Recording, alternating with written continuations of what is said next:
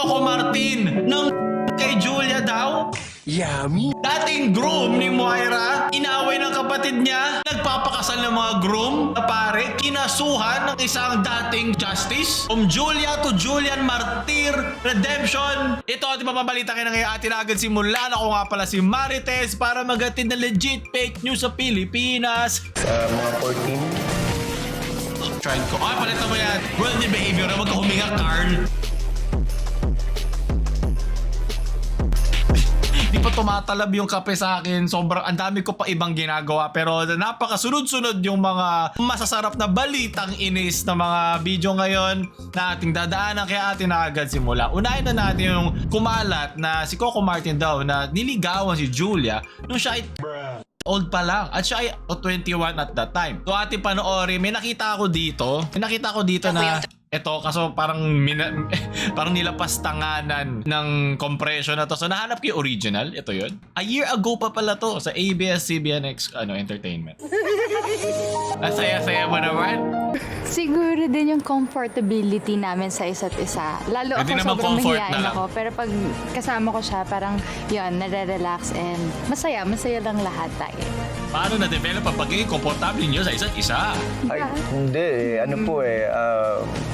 Minsan, nung umpisa awkward. Kasi malalim yung pinagsimulan namin eh.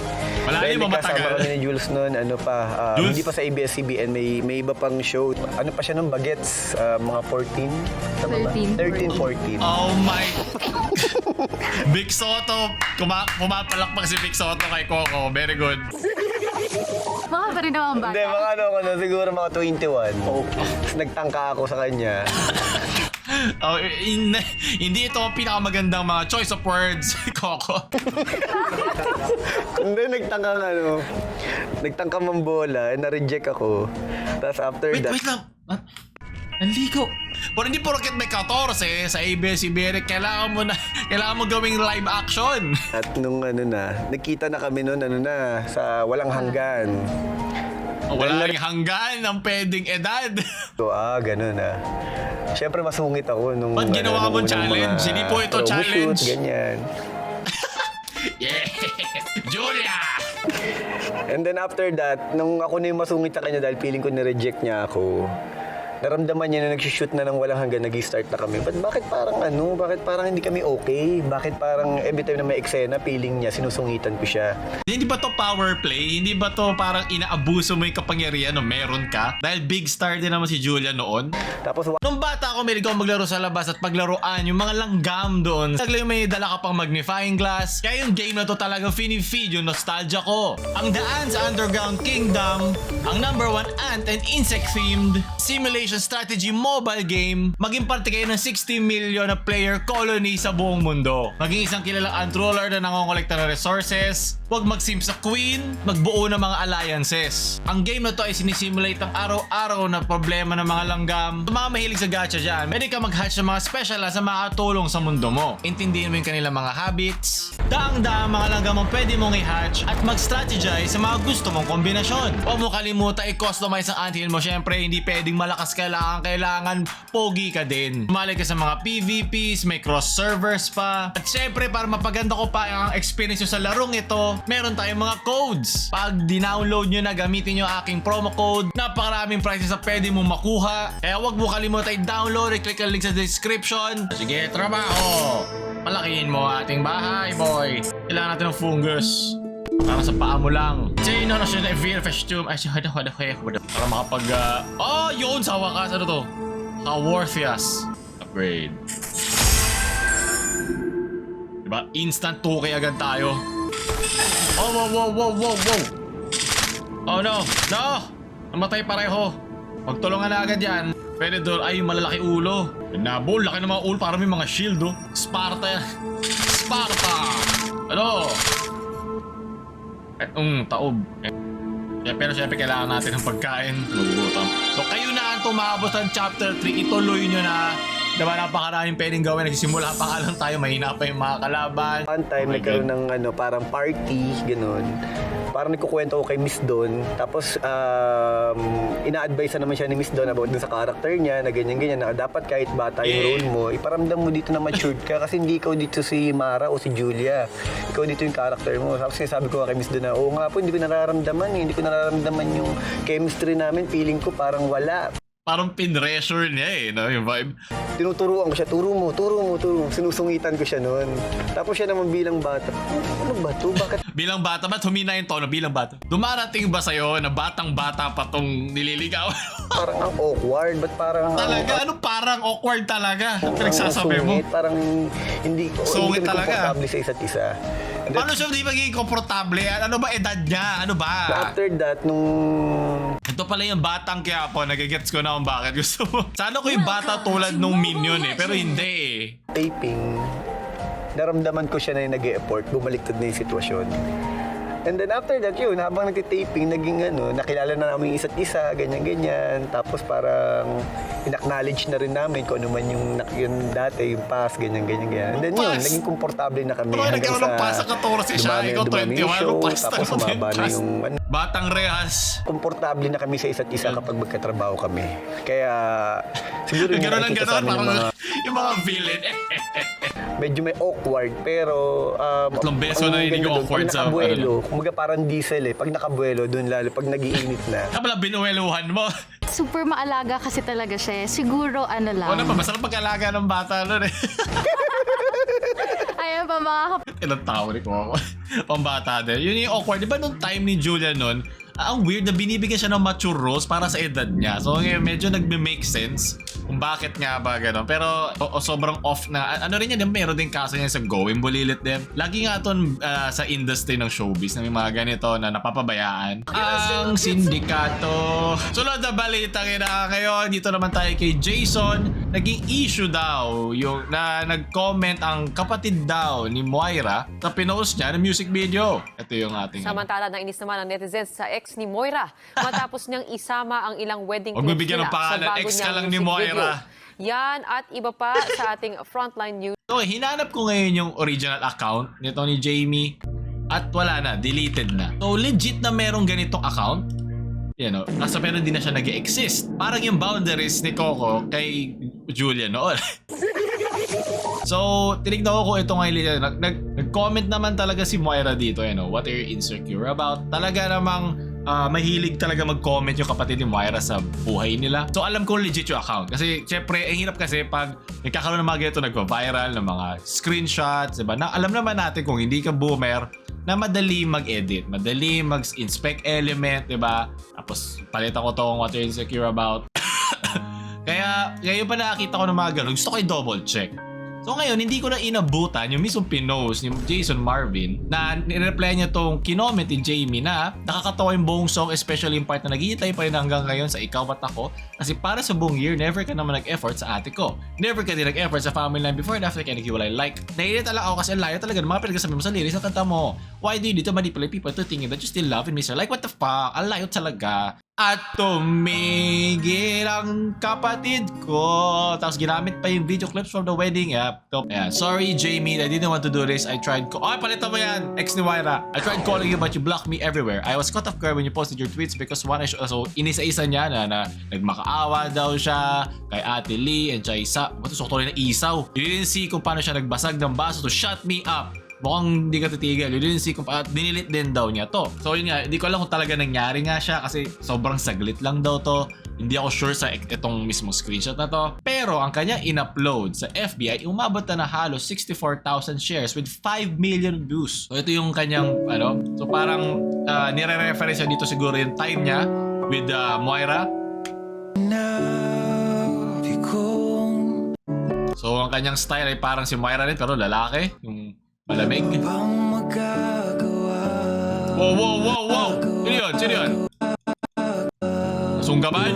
Asan yung shots daw ng kanilang kasal? Panageto yung tingin niya kasi tinitingnan niya yung kabilang babae.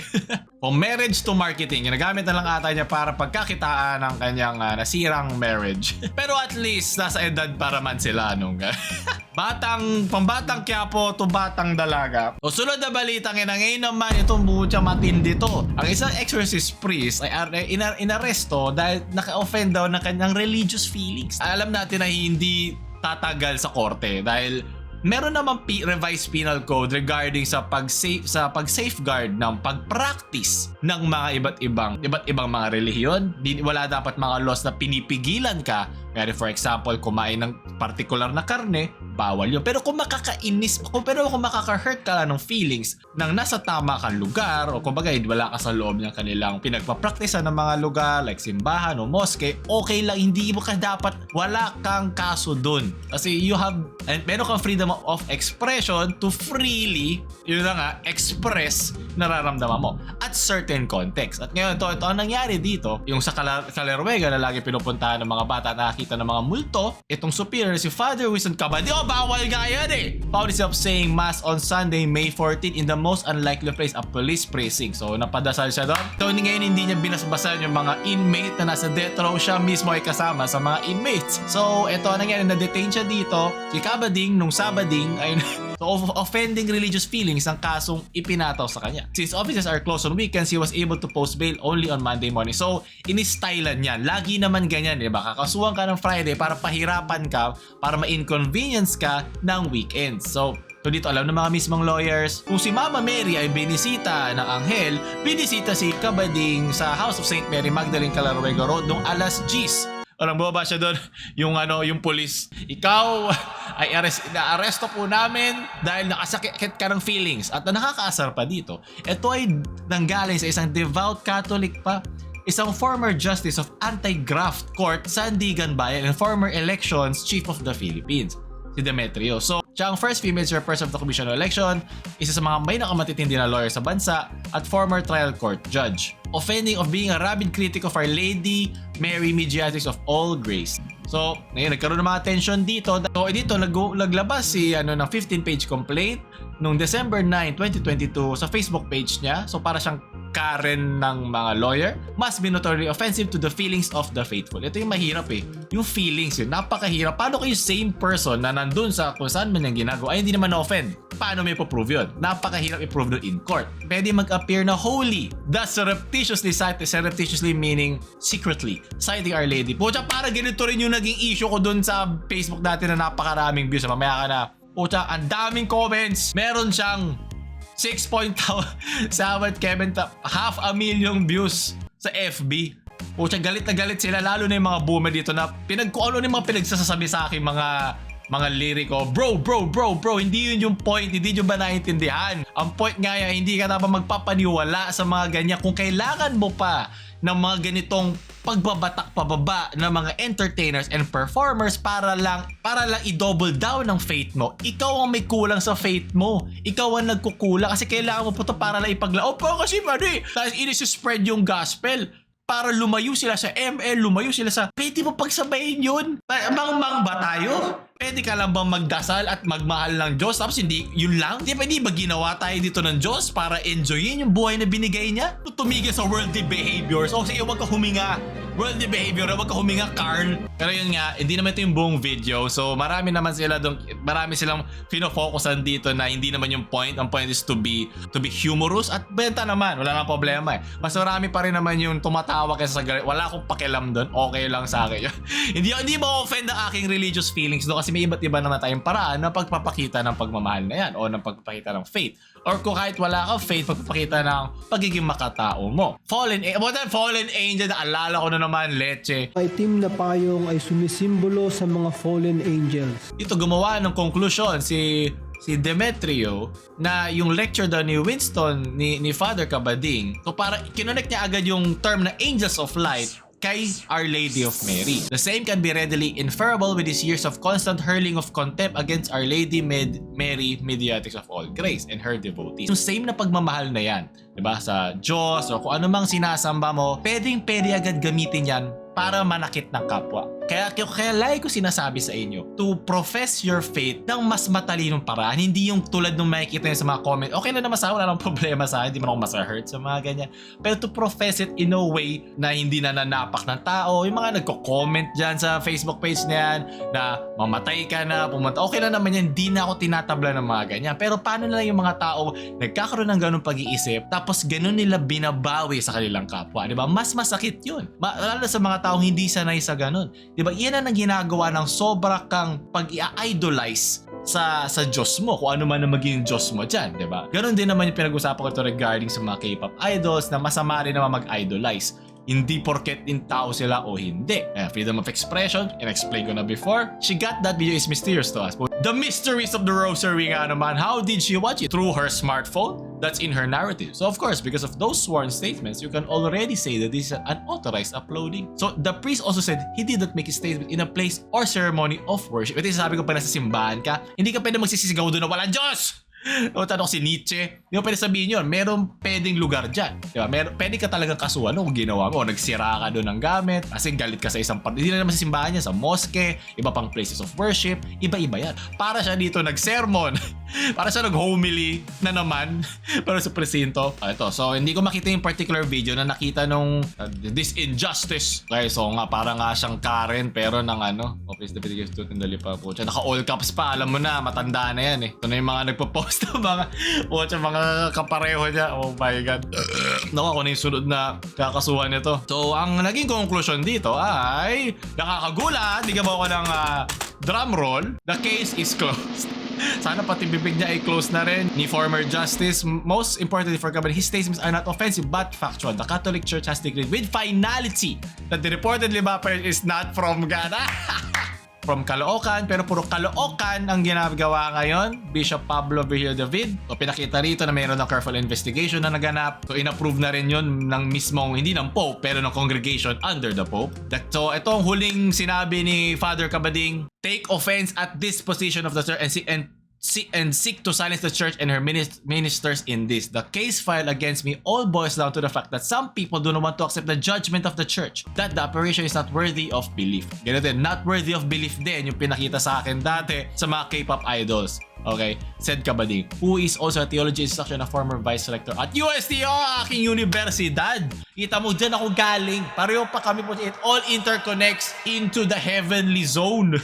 Sunod na balita nga ito naman kay Julian Martir na fake daw yung kanyang mga 30 scholarship at nagsalita na siya dito. Po, yung mga university na applyan ko po. Just to make my statement clear po, yung mga university na applyan ko po are true po. Kasi po in-email talaga ako nila through Nakita na niya emails po lahat at mayroon siyang 10 na. Na-confirm na daw. Po. Pumunta ako sa website nila kasi may portal sila and binigay nila yung portal sa akin po para just to review my application po. And after viewing my status update po, yan po, na-accept talaga ako at with scholarship na po. At saka may financial packet na po yung binigay nila sa akin po, and may dinownload ko po yung PDF file po. Kasi po yung kahit na i-email mo pa sila paulit-ulit, they will give you the same response na ni-review talaga yung applications mo po with scholarship. Ayun nga, dito natin masabi, maling-mali kasi yung pagkakasulat na nag-apply siya sa 30 scholarships pero di pa niya nakukuha lahat yun. Diba? Nag-aano pa yun, meron pang proseso yan na dinadaanan. Yung na-blow out of proportion ng mga media for an easy click.